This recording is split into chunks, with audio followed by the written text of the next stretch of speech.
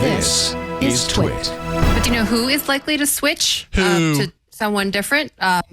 Pixel users, apparently. That wasn't my best segue. It actually kind of mean the womp womp. Actually, I think that's a pretty good segue. The womp womp is Pixel is Google Pixel. Yeah. Period. It's Google Pixel. Yeah. Womp womp. Because there is a new global consumer survey from Statista that asked a very complicated question with some very interesting answers. And that question was, how likely are you to change your smartphone brand at the next possible occasion? So, not to bear the lead at all, but Google users saw only 26% of users were unlikely to switch, whereas 57% were very likely to switch.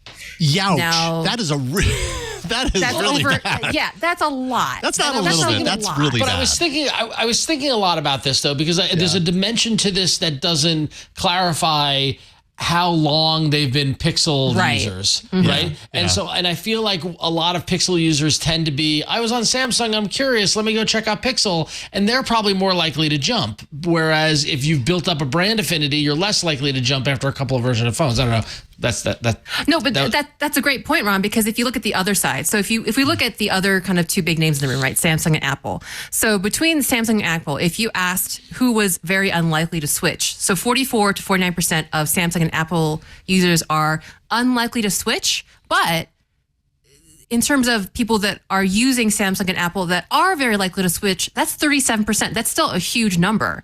So as you're saying, there's another side of the story, because while you got, like, let's say like 40% of people, 45% of people willing to stay loyal to Samsung, there's still like a significant portion of people on these brands likely to switch. So that seems to kind of back up your kind of what you're saying, in that there might be some people that just, like maybe people like us that are just, they like technology, and they tend ready to jump. Yeah, ready to exactly. jump at the new shiny thing or that sort of thing. And I don't know. I feel like this sort of stuff can often be skewed in the questions. And I think the Pixel customer is a unique customer. I think that they are still building up that brand loyalty that Samsung has. With, like, I buy every Galaxy, I buy every version of it because I'm loyal to it. They really, they're on the right track, if you ask me. I think the Pixel 7, the Pixel 6 are all great progression, and if somebody got on board, they would easily jump and continue onto it. But they haven't done. How long has Samsung been doing it? Like, the Pixel hasn't put in the time yet. So one other thing I also go Mishaal.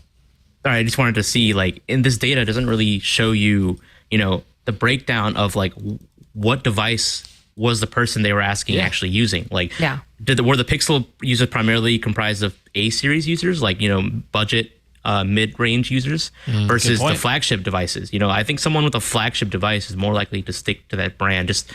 I'm not basing it off of any data, but like, I think if you have the premium tier S23 Ultra, you're more likely to buy the next premium tier S series device versus switching brands. Whereas if you have a budget Galaxy A series phone, you probably aren't that loyal to the Samsung brand. What's interesting to me, though, is we talk so highly, as fans of Pixel devices, we talk so highly about the mid-range Pixels, one of which I'm going to show off a little bit later in the show. I can hold it up. It's the 7A. But so if that's true, and from my understanding, the A series sells more devices than any of their other families. So lots of people who own Pixels own the A series. If this is true, if this is actually representative of the Pixel population, why are they using the A series, a supposedly really great phone, and not upgrading to the flagship Pixel, but instead going, actually, I don't like this, I'm jumping ship, I'm going to Apple, or I'm going to Samsung? What is missing there? I'm super curious, because like, I use these phones and I like them, but what is the experience from other people that is souring them on the brand?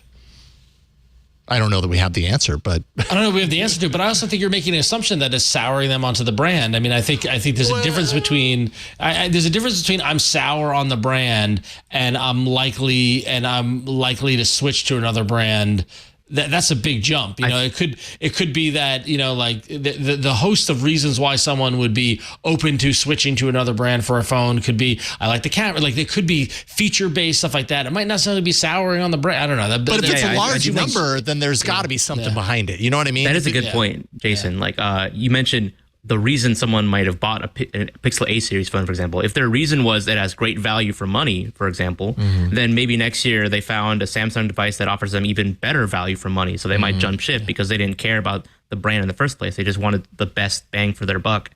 Whereas, if someone's buying the highest tier, iPhone out there, then I guess value for money is not necessarily the top of their list, because obviously the diminishing returns, the more you spend. So I think that the reason why they purchased the phone in the first place is definitely very important in considering, why they may or may not be loyal to that brand.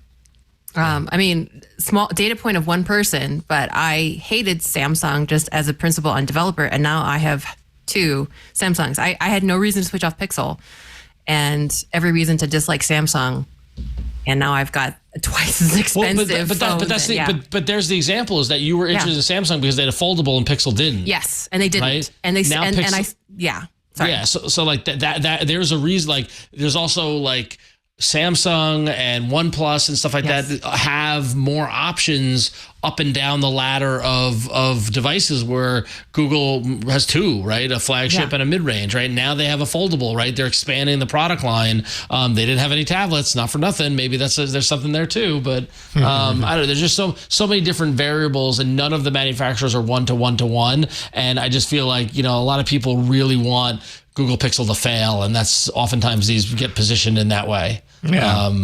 I also want to push back a little bit on these. Google hasn't been doing this very long.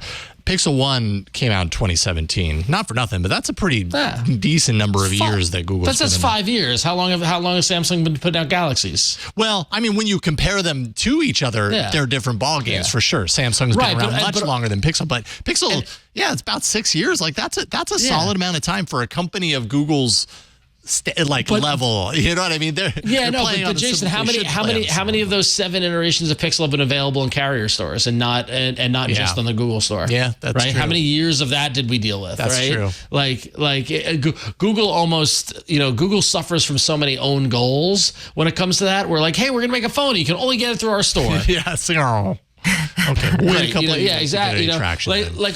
We've got a new phone, and now you can get it in this carrier, but not that carrier. It's hard, navigating this hardware thing where Samsung has been everything to everybody. You get it at Verizon, T-Mobile, doesn't matter. Cricket, doesn't matter where you shop. You can get it. You can get a Samsung phone. So true that. Cool. Yeah. Well, I love the debate into this, because I think you're right, Ron, that reports like this happen, and it's very easy to make assumptions on what it actually means. We don't know the system that was used behind the scenes to come up with the data. There's a lot of unanswered questions. But I also have known a lot of people that have tried Pixels, and some of them are unsatisfied for different reasons, and some of them love them. So I think there's truth, and then there's also not truth to be found in that. I don't disagree. I don't disagree. Hey there, Scott Wilkinson here. In case you hadn't heard, Home Theater Geeks is back. Each week, I bring you the latest audio-video news, tips and tricks to get the most out of your AV system, product reviews, and more. You can enjoy Home Theater Geeks only if you're a member of Club TWiT, which costs $7 a month, or you can subscribe to Home Theater Geeks by itself for only $2.99 a month.